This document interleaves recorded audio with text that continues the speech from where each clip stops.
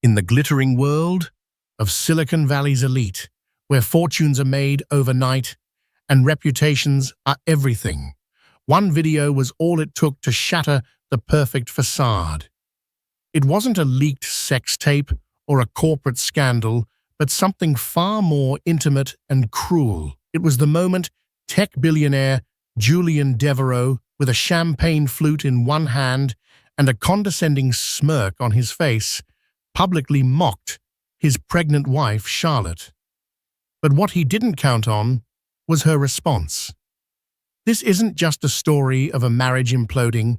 It's the story of how a woman's quiet plea for safety, a restraining order, became a viral roar, exposing the dark underbelly of a fairy tale romance and igniting a firestorm that would consume them both. The Devereaux estate, a sprawling testament to modern architecture and old money, nestled in the heart of Atherton, California, was Charlotte Pierce's gilded cage. From the outside, it was a masterpiece of glass and steel, a home that graced the covers of architectural magazines. But for Charlotte, each floor-to-ceiling window was a reminder of her fishbowl existence, each minimalist sculpture a cold companion in her silent solitude. Her husband, Julian Devereaux, was a man carved from the very ambition that defined Silicon Valley. He was the golden boy of the tech world, the visionary behind Nexus, a revolutionary AI platform that had catapulted him into the billionaire stratosphere. He was charming, brilliant, and to the outside world, the perfect husband. But in the sterile perfection of their home, away from the fawning adoration of the public, Julian was a different man. He was a conductor, and Charlotte was his orchestra. Every note of her life played to his exacting composition. Their love story had once been the stuff of tech world fairy tales. Charlotte, a sharp and witty art curator with a passion for emerging artists, had met Julian at a gallery opening. He had been captivated by her intelligence and her refusal to be impressed by his wealth. Their courtship was a whirlwind of private jets to Paris for dinner, impromptu trips to the Amalfi Coast, and lavish gifts that arrived with a casualness that was almost obscene. He had pursued her with a relentless, all-consuming focus, the same focus that had built his empire. Blinded by the intensity of his affection, Charlotte had mistaken his possessiveness for passion, his obsessive planning of her life for care. He had encouraged her to leave her job at the gallery, framing it as a chance for her to pursue her own artistic endeavors without the pressure of a 9-to-5. "You have a better eye than any of them, Charlie," he'd say, his voice a low, persuasive hum. "Why share your talent with a world that doesn't appreciate it? Curate our life, our home. Make it a masterpiece." And so, she had. She had transformed their stark mansion into a home filled with art that told stories with colors that breathed life into the cold architecture. But her own story was slowly being erased. Her friends, a vibrant circle of artists and academics, were gradually edged out, replaced by Julian's coterie of venture capitalists and tech titans who spoke a language of valuations and exit strategies that left her feeling like a foreign dignitary. Her days, once filled with the thrill of discovering new talent, were now a meticulously curated schedule of Pilates classes, charity luncheons, and fittings for the endless stream of galas and events that constituted their social life. The pregnancy, her first, should have been a joyous new chapter. But for Julian, it was another acquisition, another project to be managed. He hired a team of nutritionists, a prenatal yoga instructor who made house calls, and a doula who spoke 5 languages.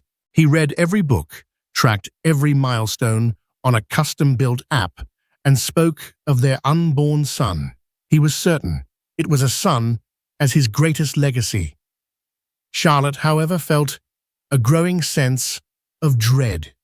The gilded cage was shrinking, the walls closing in. Julian's control, once a subtle undercurrent, had become a suffocating tide. He monitored her food intake, criticized her choice of maternity wear, "It's not on-brand Charlie," and even tried to script her conversations at social events. "We need to project an image of strength, of unity," he would tell her, his hand gripping her arm just a little too tightly. The breaking point came on a cool October evening at the annual Innovators of Tomorrow Gala, the glittering centerpiece of the Silicon Valley social calendar. The air buzzed with the chatter of the tech elite, the clinking of champagne glasses, and the relentless flash of cameras. Charlotte, 6 months pregnant and feeling more like a prop than a person, stood by Julian's side, a practiced smile fixed on her face. She wore a custom-made gown of deep sapphire silk, a color Julian had chosen. The evening wore on a blur of air kisses and empty conversations. Julian was in his element, holding court, his voice booming with the confidence of a man who owned the world. But as the night deepened, so did his consumption of champagne. A subtle shift occurred, a loosening of the carefully constructed facade. His jokes became sharper, his laughter louder, his compliments laced with a cutting edge. It happened during the live auction. Julian, in a fit of performative generosity, had just bid a staggering $500,000 on a weekend getaway with a tech celebrity. The crowd erupted in applause, and the auctioneer, a man with a practiced sycophantic charm, turned the microphone to Julian. "Julian, you are a true philanthropist, an inspiration to us all. And with a new addition to the Devereaux dynasty on the way, you have so much to celebrate." Julian beamed, soaking in the adoration. He pulled Charlotte closer, his arm a heavy weight on her shoulders. Thank you. Yes, my beautiful wife, Charlotte. She's my greatest acquisition yet. Though I have to admit," he paused, a cruel twinkle in his eye, "the maintenance on this one is getting a little high." A ripple of uneasy laughter spread through the room. Charlotte's smile faltered, her heart hammered against her ribs. "And look at her," he continued, his voice slurring slightly. He gestured to her swollen belly. "She's really let herself go. But I suppose that's what happens when your only job is to produce an heir.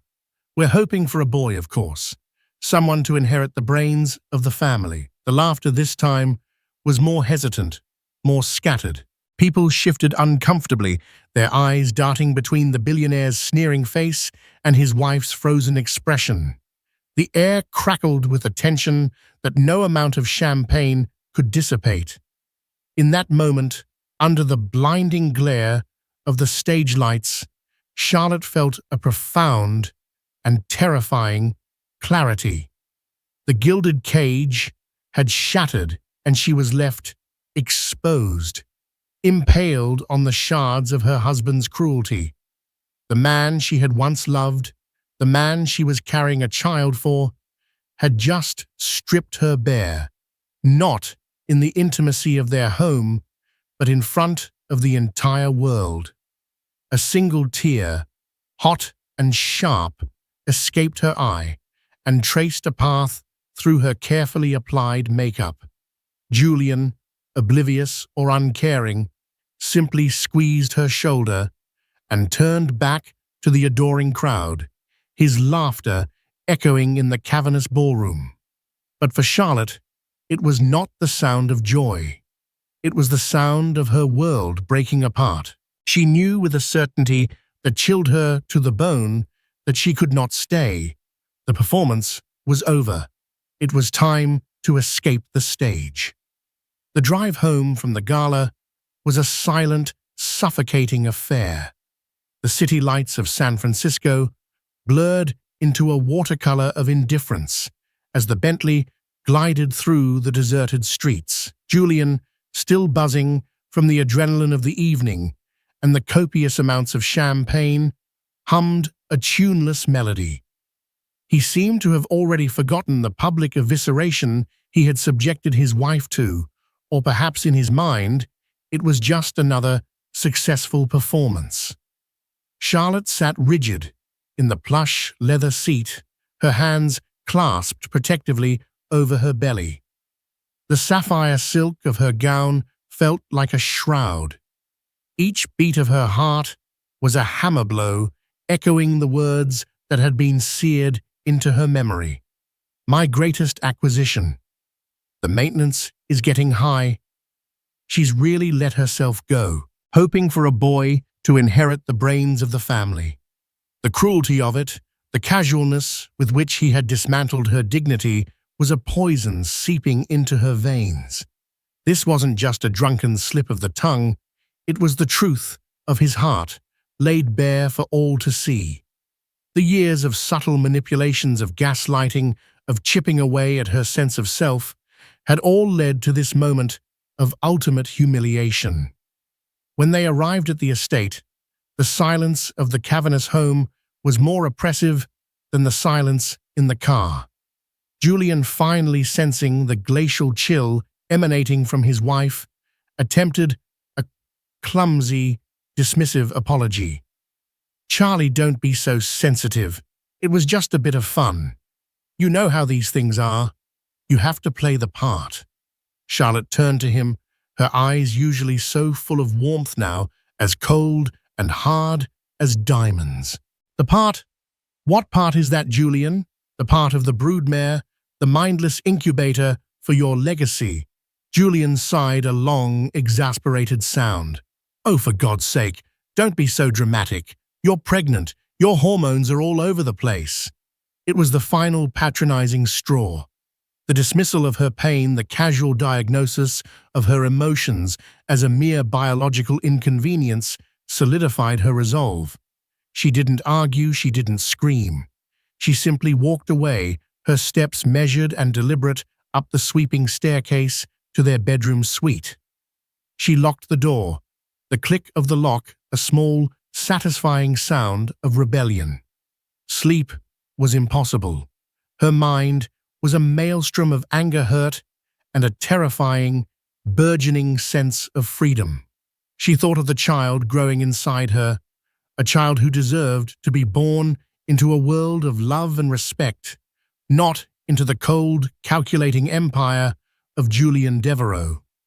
By dawn, her decision was made. She wasn't just leaving, she was building a fortress. She made a single, crucial phone call. Benjamin "Ben" Carter was not the kind of lawyer Julian would ever hire.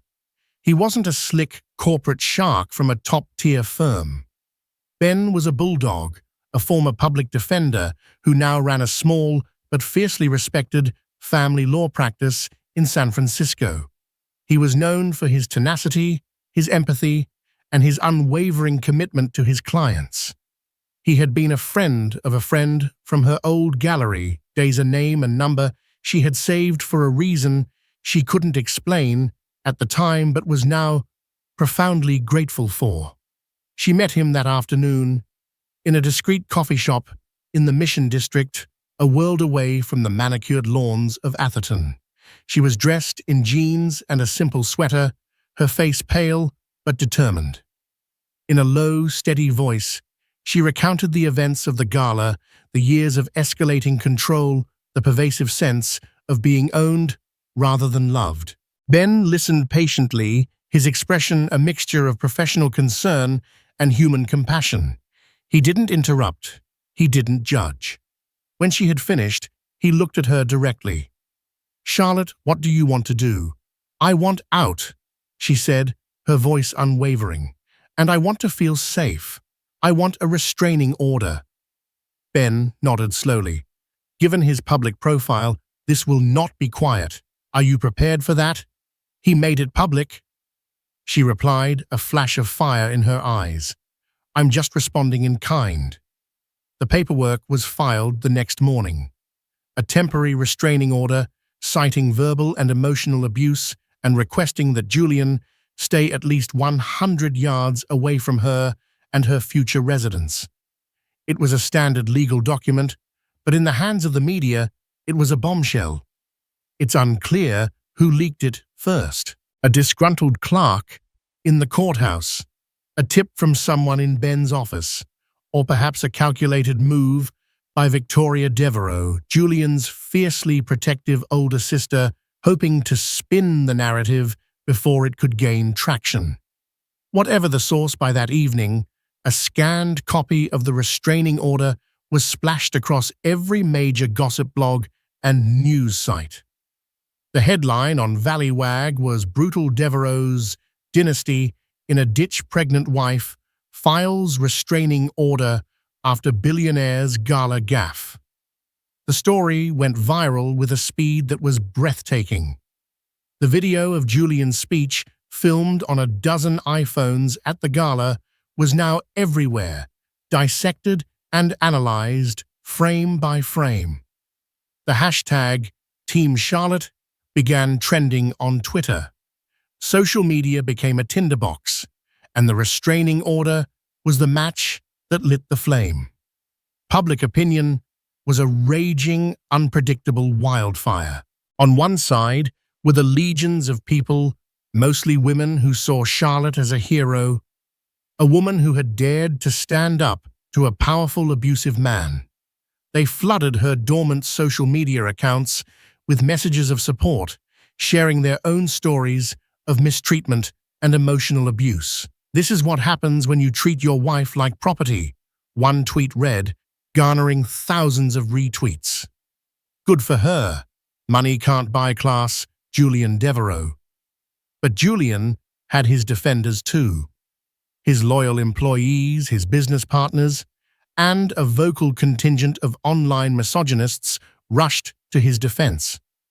They painted Charlotte as a gold digger, an opportunist who had married for money and was now making a calculated play for a massive divorce settlement. She knew who he was when she married him. A commenter on a Forbes article wrote, "She was happy to spend his money, and now that she's pregnant, she's trying to take him to the cleaners." Classic. Into this fray stepped Olivia Croft, a prominent social media commentator and journalist with a razor-sharp intellect and a massive online following. Her nightly web show, Croft's Chronicle, was a must-watch for anyone interested in the intersection of culture, politics, and power. On her show that night, Olivia dedicated her entire opening segment to the Devereux drama. Tonight, we have a story that peels back the carefully curated veneer of Silicon Valley's royalty. She began, her voice calm but authoritative. "We have a billionaire husband who, in a moment of drunken hubris, publicly humiliated his pregnant wife. And we have a wife who, instead of quietly retreating into the shadows, chose to fight back with a legal document that is now echoing across the internet." She displayed the restraining order on the screen behind her, highlighting the legal language. This isn't just gossip, folks. This is a woman under immense pressure, using the only tool she has left to protect herself and her unborn child. The question we should be asking is not whether Charlotte Devereux is a gold digger, but what kind of man creates an environment where his pregnant wife feels the need to seek protection from a court of law. Olivia Croft's commentary was a turning point. She elevated the narrative from a salacious celebrity scandal to a serious discussion about emotional abuse, power dynamics in relationships, and the weaponization of public image. For Charlotte, hiding out in a rented apartment in a nondescript part of the city, the viral storm was both terrifying and validating. Her phone buzzed incessantly, with notifications, each one a fresh wave of praise or vitriol. She watched Olivia Croft's show on her laptop, a sense of profound gratitude washing over her. Someone understood. Someone was articulating the very things she had struggled to put into words. The restraining order was no longer just a piece of paper. It was a symbol, a declaration of independence that had gone viral overnight. It was her story wrested from Julian's control and now being written by a million strangers on the internet. The battle had just begun, and she was no longer fighting it alone. The viral explosion of the restraining order sent shockwaves through the carefully constructed world of Julian Devereaux. His phone, usually a conduit for fawning investors and eager journalists, now buzzed with the frantic calls of his PR team and the concerned inquiries of his board of directors. The stock price of Nexus had taken a slight but noticeable dip, a tremor in the foundations of his empire. Julian, a man accustomed to controlling every variable, was apoplectic. He paced the cavernous living room of his now empty estate, a whirlwind of narcissistic rage and disbelief. "How dare she?" he roared to an empty room, the words echoing off the cold glass walls. "After everything I've given her, I made her, I'll ruin her for this." But his public-facing response, meticulously crafted by a team of high-priced crisis management experts, was a masterclass in calculated contrition. He released a statement oozing with faux sincerity, which was immediately picked up by every major news outlet. "I am deeply saddened by the recent events that have unfolded in my personal life." The statement read, "I love my wife, Charlotte, more than words can say, and I am devastated that my careless and inappropriate remarks at the charity gala have caused her such pain. It was a misguided attempt at humor, fueled by too much champagne, and for that I am truly sorry. My wife is a wonderful, sensitive woman, and the pressures of her first pregnancy have been immense. I am committed to doing whatever it takes to heal our family and to prove my love and devotion to her and our unborn child." It was a brilliant piece of spin, painting him as the remorseful husband and Charlotte as the fragile, hormonal pregnant woman who had overreacted. The narrative was clear. He had made a mistake, but he was a good man at heart. She was the one who was being unreasonable. But behind the scenes, a far more sinister campaign was being orchestrated, and at its helm was Victoria Devereaux. Victoria was 2 years older than Julian, with the same sharp intelligence but none of his flamboyant charm. She was the COO of Nexus, the quiet, ruthless operator who kept the gears of the empire turning while Julian basked in the spotlight. She was fiercely protective of her brother and the Devereaux name, and she viewed Charlotte not as a sister-in-law, but as a liability, a flawed acquisition that was now threatening to devalue their brand. Working from a war room set up in the Nexus headquarters, Victoria launched a multi-pronged attack designed to systematically dismantle Charlotte's credibility. It was a campaign of 1,000 cuts, waged in the shadowy corners of the internet and the whispered corridors of the elite. The first volley was a series of carefully orchestrated leaks to sympathetic bloggers and tabloid journalists. Anonymous friends of Julian began to emerge, painting a picture of Charlotte as a demanding, emotionally unstable woman who had been unhappy and difficult long before the gala incident. She was always so high-strung, one source told a popular gossip site. Julian walked on eggshells around her. He built her a palace, gave her everything she could ever want, but it was never enough. Next came the manipulated evidence. A series of text messages, stripped of context, were leaked, showing Charlotte expressing frustration with the demands of their social life. A short audio clip surreptitiously recorded by Julian months earlier during an argument was released featuring Charlotte's raised emotional voice, while his own goading, condescending remarks were conveniently edited out. "Listen to her," a pro-Julian influencer commented, sharing the clip. "She sounds completely unhinged. No wonder he was stressed." Flashbacks of their life together, once cherished memories for Charlotte, were now being twisted into weapons against her. She remembered a trip to Monaco for the Grand Prix. Julian had insisted she wear a garish, diamond-encrusted necklace, a gift from a jeweler he was trying to woo as an investor. Charlotte had hated it, feeling it was ostentatious and not her style. They had argued, her frustration mounting as he dismissed her opinion as unsophisticated. "It's not about what you like, Charlie," he had said, his voice cold. "It's about the image we project. It's about the brand." Now a photo of her from that night, her expression tight with discomfort, was being circulated with captions like, "The unhappy wife, forced to wear thousands in diamonds. Poor thing." Victoria's masterstroke was the co-opting of the gold digger narrative. She had their financial team leak details of Charlotte's prenuptial agreement, which, while standard for a man of Julian's wealth, was spun to look like a meticulously planned heist. They highlighted clauses about lifestyle maintenance and potential divorce settlements, conveniently ignoring the fact that Charlotte had initially refused to sign one, only agreeing after Julian had insisted it was a non-negotiable part of their partnership. The narrative began to shift. The initial wave of support for Team Charlotte was met with a powerful, well-funded countercurrent of justice for Julian.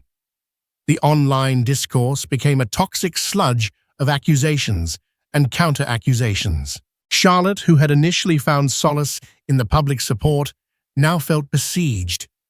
Every aspect of her life, her personality, her past, was being dissected and distorted.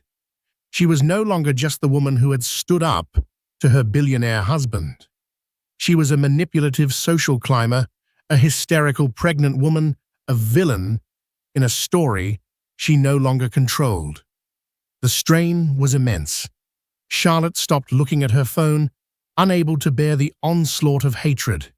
She felt isolated, trapped in her anonymous apartment, the city outside a hostile landscape. The joy of her pregnancy was being overshadowed by the fear and anxiety of the public battle. She had nightmares of Julian's sneering face, of Victoria's cold, calculating eyes. Ben Carter, her lawyer, became her lifeline. He was a steady, calming presence in the storm, meticulously documenting every leak, every slanderous article, every threatening comment. "This is what they do, Charlotte D.," he told her during one of their daily calls. "They can't fight the facts of what happened at the gala, so they're trying to destroy the messenger. It's a classic smear campaign, but it's built on a foundation of lies, and lies eventually crumble." One evening, as she sat alone, the city lights twinkling mockingly outside her window, a package arrived. It was delivered by a private courier with no return address. Inside was a small velvet box. Her hands trembled as she opened it. Nestled on the black velvet was a single, perfect, flawless diamond. Attached was a note written in Julian's familiar, arrogant scrawl. "A down payment on your silence. Name your price. Every masterpiece has one." The cold, transactional cruelty of it sent a chill down her spine. It wasn't an apology. It wasn't a plea for reconciliation. It was a business proposition. He was trying to buy her off, to reduce her pain, her humiliation, her very identity to a number on a balance sheet. In that moment, any lingering doubt, any shred of nostalgia for the man she had once loved evaporated. This was not a broken marriage to be mended. This was a war to be won. The Devereaux damage control had been designed to break her, to silence her, to make her crawl back into the gilded cage. But they had underestimated her. They had mistaken her quiet dignity for weakness. They had not broken her. They had just made her angry. And a woman with nothing left to lose is a woman to be feared. She picked up her phone and called Ben. "Ben," she said, her voice devoid of its earlier tremor, now clear and cold as steel. "It's time to fight back. No more hiding. I want to tell my story, on my own terms." The decision to go public was a terrifying leap into the abyss, but for Charlotte, it was the only way to reclaim the narrative that had been so viciously twisted by the Devereaux PR machine. Hiding was no longer an option. It was a surrender. With Ben Carter's guidance, they devised a strategy that was not about slinging mud, but about shining a light on the truth with surgical precision. Their chosen platform was not a tearful daytime talk show or a sensationalist tabloid interview. It was a long-form, in-depth profile with a journalist renowned for her integrity and meticulous research, Meredith Vance of the New York Chronicle. Vance was old school, a Pulitzer Prize winner, who built her stories on facts, not hearsay, and whose reputation was unassailable. An interview with her would lend Charlotte's story the credibility it desperately needed. The interview took place not in a sterile television studio, but in the small, sun-drenched apartment Charlotte now called home. The setting was deliberate, a stark contrast to the cold, opulent mansion she had left behind. She wore simple clothes, her face free of the heavy makeup she had once worn as part of the Devereaux brand. She was visibly pregnant, her hands often resting on her belly, a silent testament to what was at stake. Charlotte spoke with a quiet, compelling honesty. She didn't raise her voice. She didn't resort to hyperbole. She simply told her story, starting with the heady days of her whirlwind romance with Julian, acknowledging the charm and brilliance that had first captivated her. She then calmly, methodically detailed the slow, insidious creep of his control, the gaslighting, the isolation, the constant pressure to conform to an image that was not her own. She provided evidence. With Ben's help, she had compiled a portfolio of emails, text messages, and calendar entries that corroborated her account. She showed Meredith Vance the schedules Julian would create for her, dictating everything from her workouts to her social engagements. She shared emails where he had critiqued her clothing choices, her conversation topics, even the art she had wanted to acquire for her personal collection. It was death by 1,000 cuts. Charlotte explained, her voice steady. Each incident on its own seems small, insignificant. The world sees a woman living a life of unimaginable luxury. But when you string them all together, you see a pattern. It's a slow-motion erasure of a person. You wake up one day and you don't recognize yourself in the mirror. The centerpiece of the interview was the gala. Charlotte recounted the events of that night with a raw, unflinching vulnerability. When he said those words, she recalled her eyes glistening with unshed tears. It was as if a spotlight had suddenly illuminated the prison I had been living in. He wasn't just mocking me, he was telling the world exactly what he thought of me, that I was a possession, an asset, a vessel for his heir. And the most painful part was that he said it with a smile on his face, as if it were the most charming joke in the world. But the interview was not just about her pain, it was about her fight.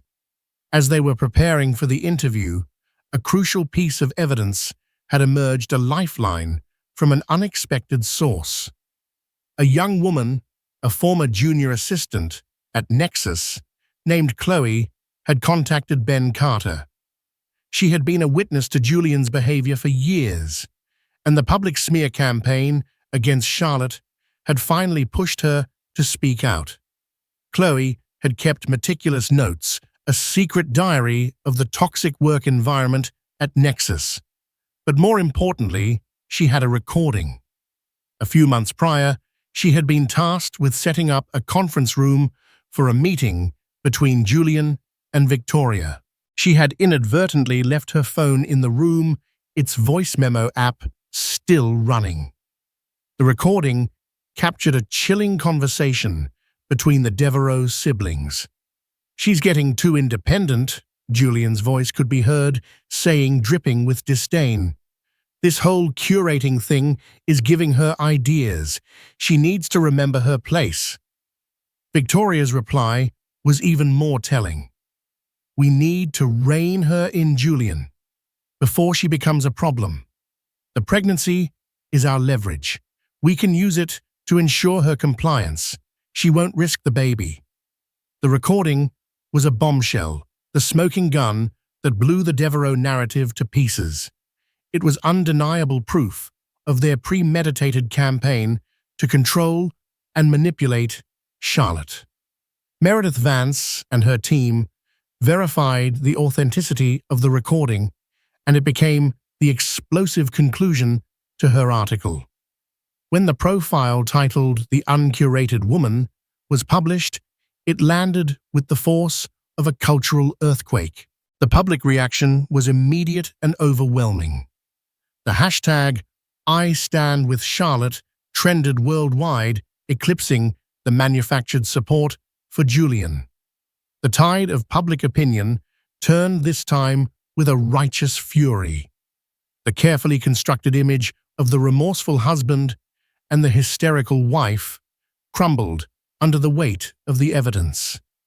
Olivia Croft, the social media commentator, dedicated her entire show to the article, her voice laced with a cold anger.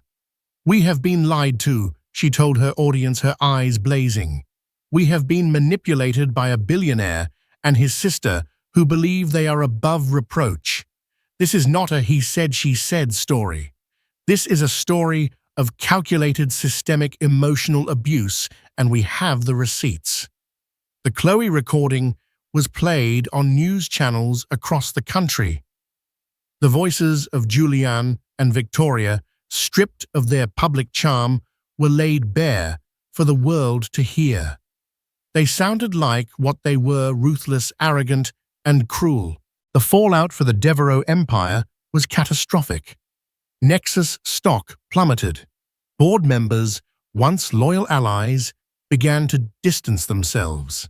A petition started by a group of female tech executives called for Julian's resignation as CEO. The brand he had so meticulously built, the image he had sacrificed his wife for, was now irrevocably tarnished. For Julian and Victoria, the world had turned upside down. They were no longer the puppet masters pulling the strings from the shadows. They were the villains, exposed in the harsh glare of the public spotlight. Their smear campaign had backfired spectacularly, turning Charlotte into a symbol of resilience and truth. Charlotte, meanwhile, felt a profound sense of relief, as if a great weight had been lifted from her shoulders.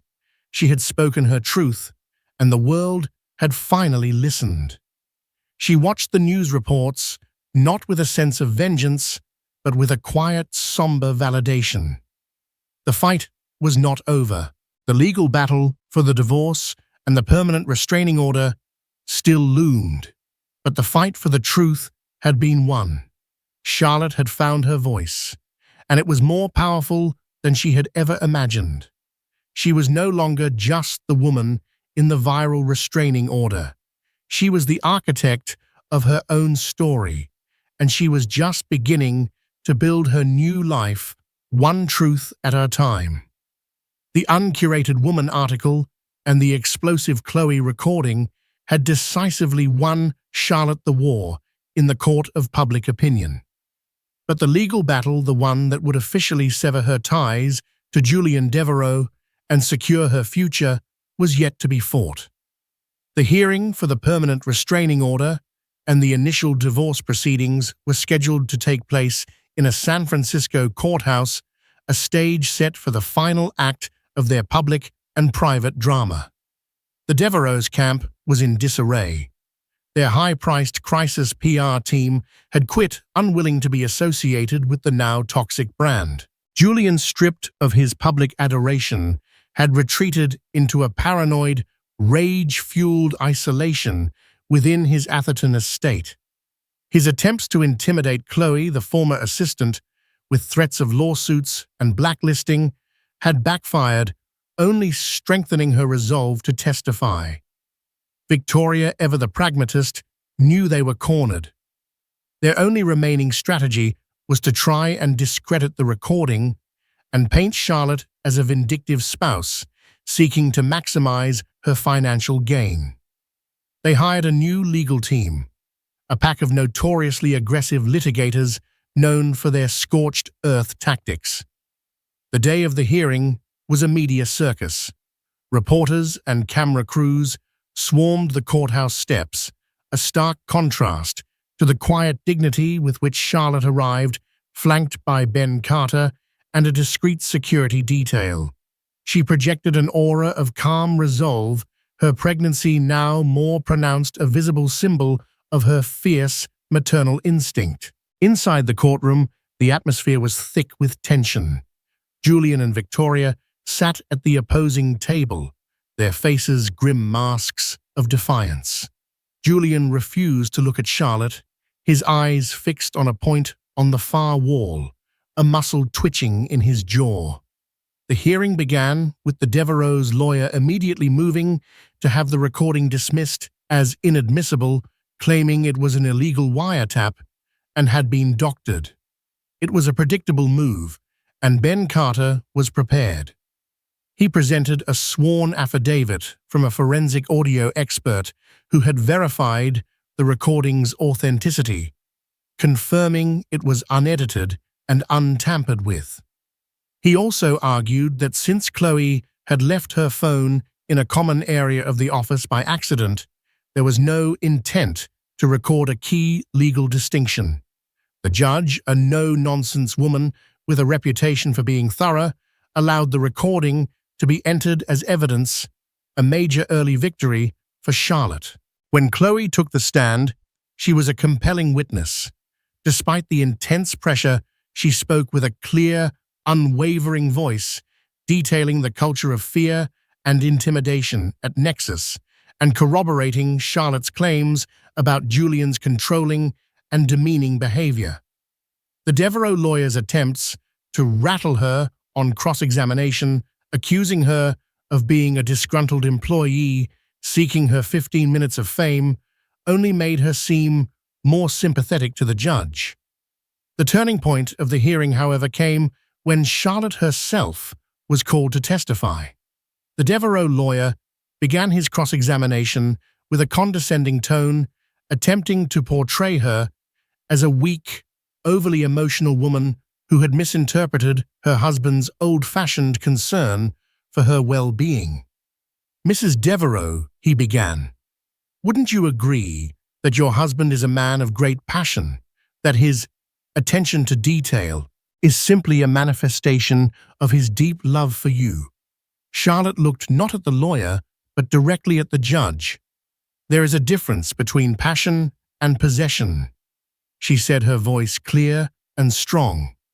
"There is a difference between care and control. My husband did not love me. He sought to own me.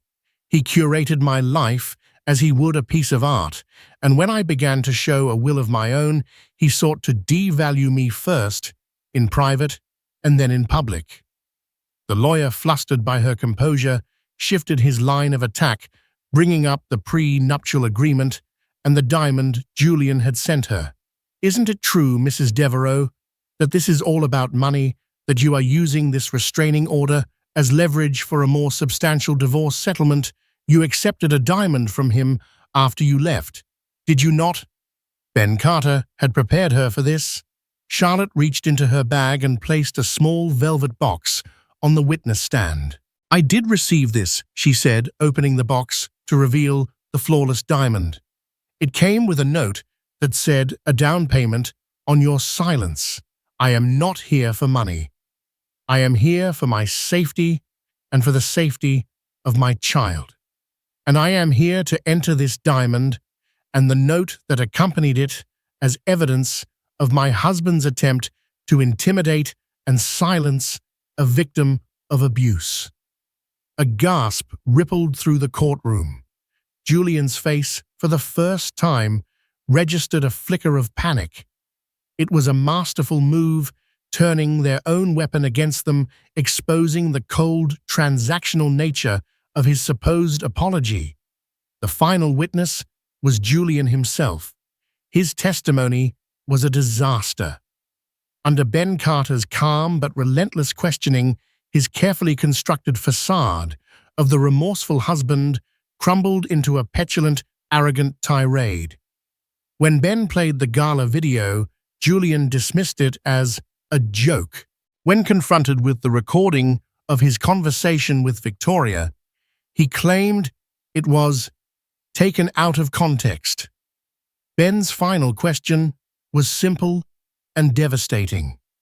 Mr. Devereaux, in your own words, from your own mouth, you are heard on this recording saying that your wife's pregnancy is leverage and that you need to use it to ensure her compliance.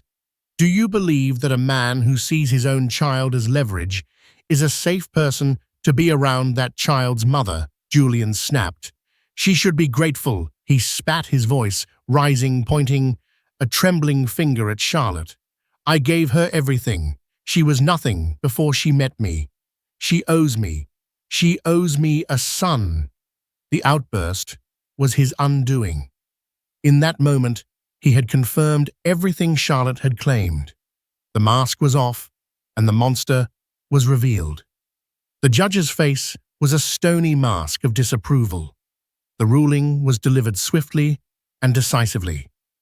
The judge granted Charlotte a permanent restraining order valid for 5 years. In her summary, she was scathing, describing Julian's behavior as a calculated campaign of emotional and psychological abuse, and his courtroom testimony as self-serving and utterly devoid of remorse.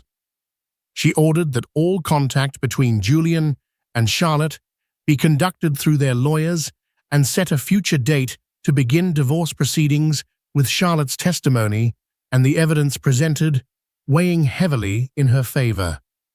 As Charlotte and Ben left the courthouse, they were met with a roar of applause from the crowd that had gathered outside. The cameras flashed, but for the first time, they did not feel threatening.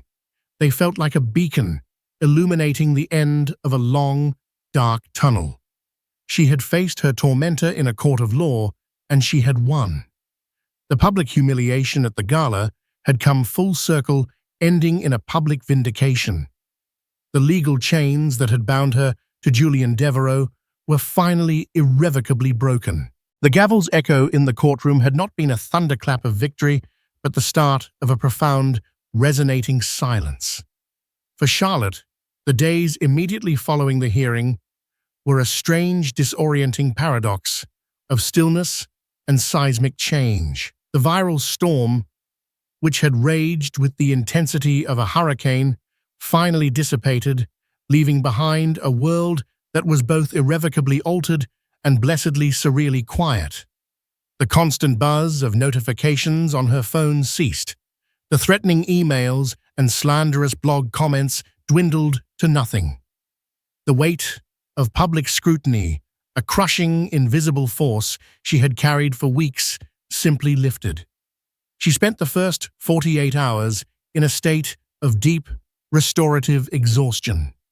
She slept for 12 hours straight, a deep, dreamless sleep, free from the specters of Julian's sneer or Victoria's calculating gaze. When she was awake, she moved through her small apartment with a quiet deliberation, making tea, watching the sunlight trace patterns on the floor, her hand resting constantly on the curve of her belly.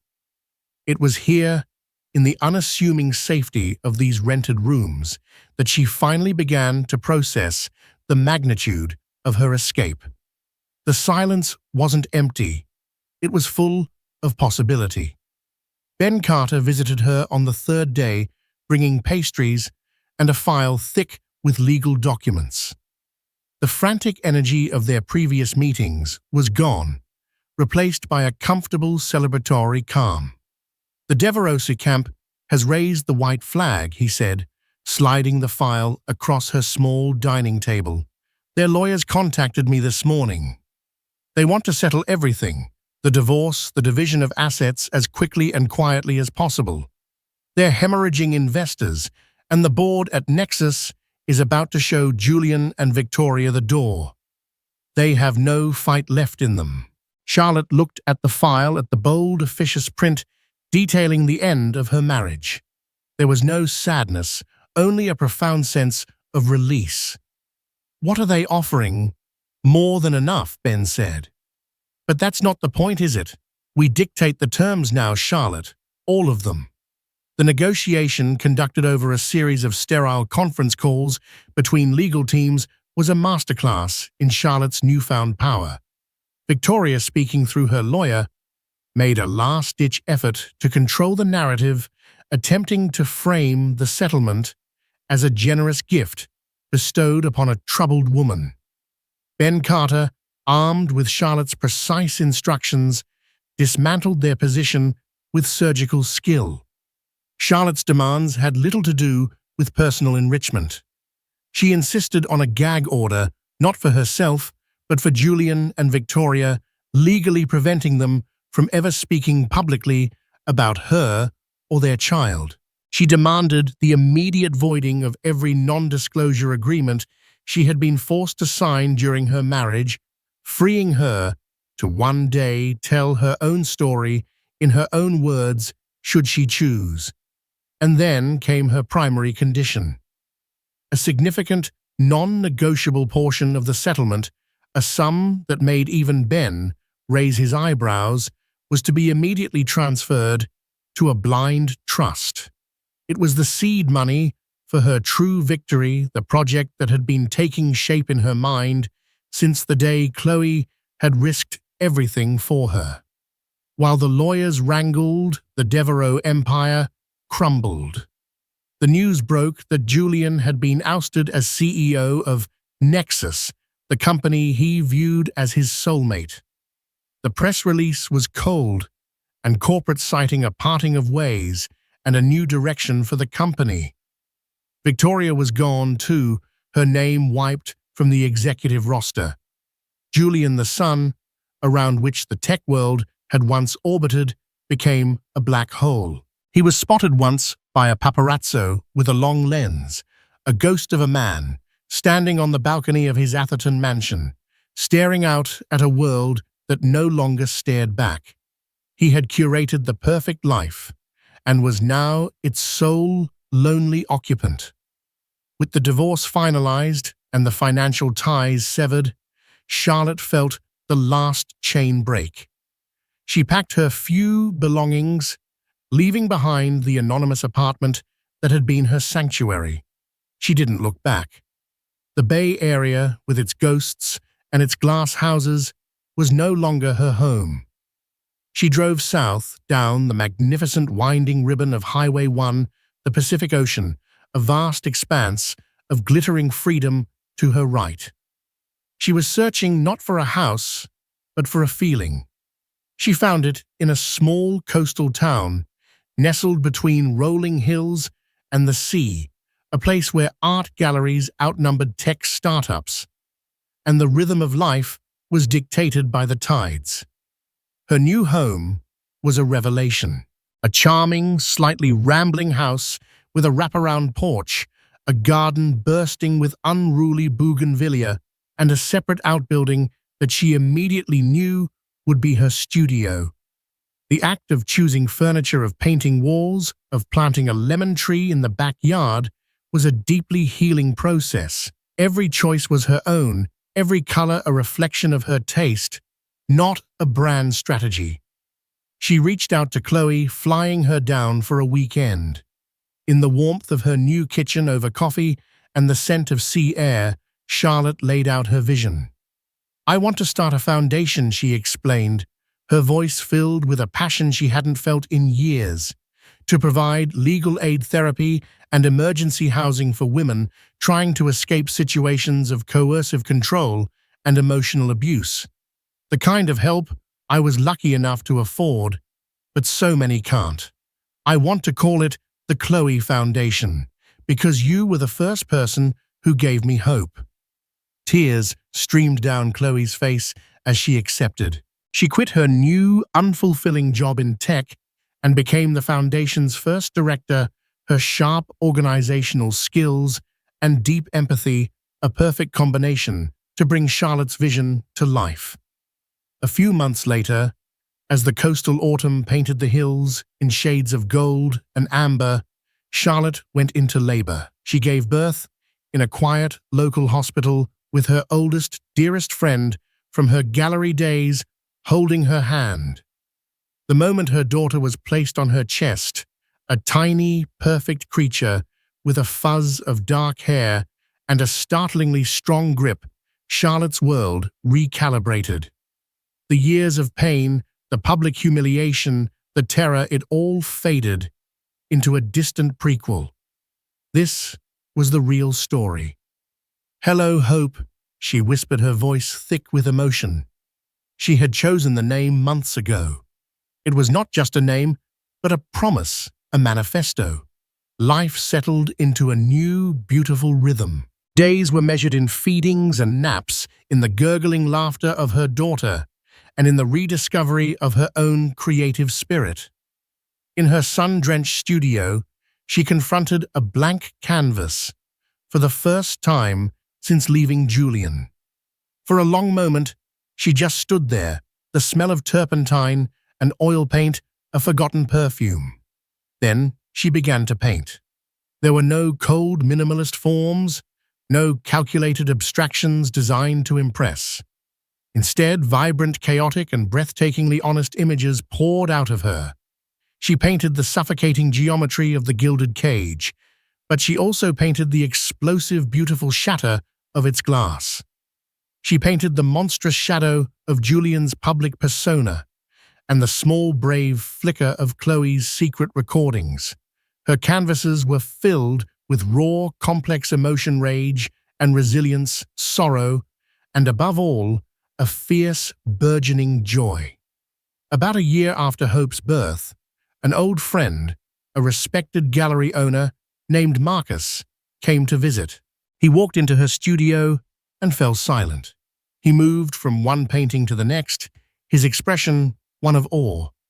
The air was thick with the scent of her work, and Hope was babbling happily in a playpen in the corner, a small, living embodiment of the new life that surrounded them. "Charlie," Marcus finally said, his voice hushed. "My God, this is a resurrection.